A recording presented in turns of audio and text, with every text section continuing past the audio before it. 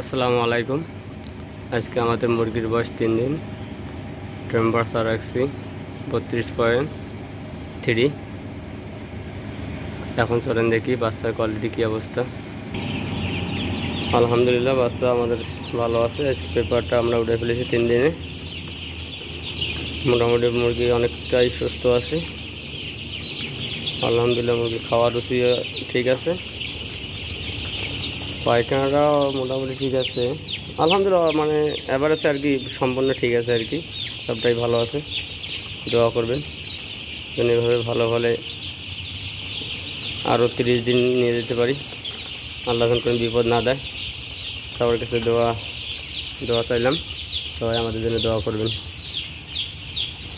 আর একটা বিষয় ছিল কি, 3 দিনে পেপারটা উঠে এসেছে এই জন্য যে, কারণ পেপারটা না উঠে হলে দেখা যায় যে বুকের মধ্যে ঠান্ডা লাগে যায়। কারণ বুকের মধ্যে ঠান্ডা লাগে এই কারণে যে, কারণ পেপারের মধ্যে পায়খানা করলে পায়খানাটা কিন্তু ভেতরে স্লাইডে নিচে যাইতে পারে না, কারণ পেপারের উপরে থেকে যায়। এই কারণে মনে করেন যে পেপারটা দ্রুত উঠে যাওয়া। দেখেন এই যে পায়খানা করছে, পায়খানাটা নিচ পাশে চলে গেছে। পেপার থাকলে কিন্তু পেপারের উপরে থাকতো, বুকের মধ্যে মানে বাচ্চা বসে থাকতো, তাহলে মনে করেন তোমার পায়খানাটা বুকের মধ্যে লাগলে আর কি মনে করেন ঠান্ডাটা লাগে যেত। আর ঠান্ডা লাগলেই তো মনে করেন যে সমস্যা।